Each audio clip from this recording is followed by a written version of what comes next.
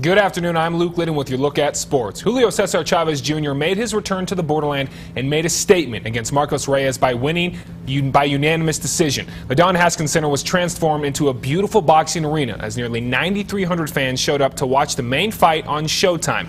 This right here is video of Chavez Jr. making his way to the ring last night. The atmosphere electric and the Don absolutely packed. We don't have the ability to show you the highlights, but we here at ABC7 wouldn't hang you out to dry. Our very own Julio Cesar Chavez, no, not the boxer, was able to snap these photos of the fight between Reyes and Chavez Jr. Here's a photo of the start of the bout as both men were just about to let the punches fly. And here you can see Chavez Jr. pushing Reyes into the corner, making solid contact. And more photos showing the dominance and the size advantage Chavez Jr. had all night long. And the money shot right here as Chavez knocked him down during the final seconds of the match, solidifying his fate. Chavez Jr. won by unanimous decision on all three scorecards, 98-91, 97-92, and 96-93. He said he would have knocked Reyes out if he had not injured his hand early on in the fight.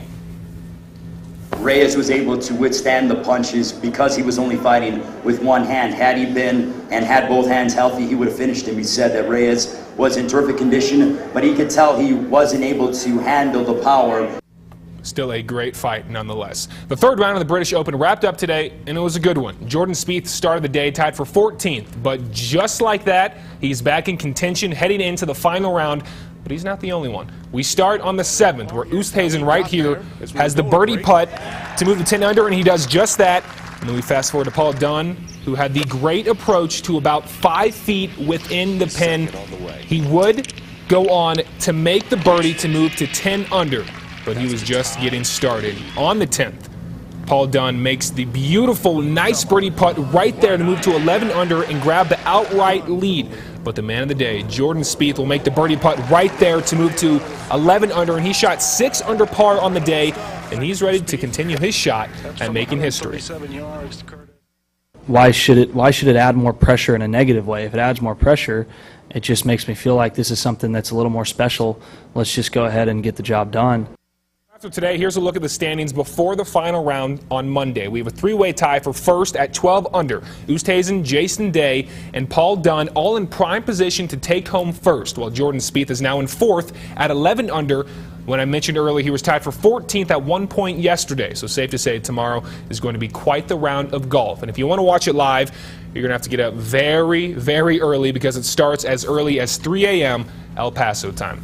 And take a look at this. Do these two men look familiar? Former NMSU Aggies Sim Bhullar and Daniel Mullins were selected for Canada's 12-man Pan American Games roster. Both Aggie alums were part of an 18-man, 6-day tryout in Toronto earlier this week, and they both made the cut. The first games begin this Tuesday with the semis on Friday. Good luck to both. And the Chihuahuas are in store for a doubleheader today against the Fresno Grizzlies. There was a rain delay yesterday, so the Dogs will play back-to-back games tonight, which started at around 5:05, and we'll be sure to have highlights later tonight at 10.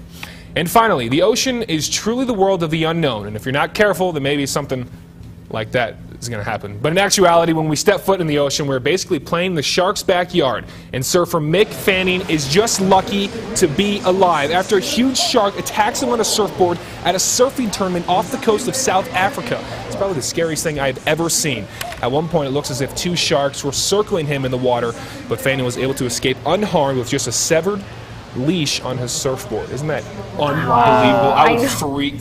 I want to go back to the What would you do if that happened? No, I don't know. Die? Yeah, I don't know.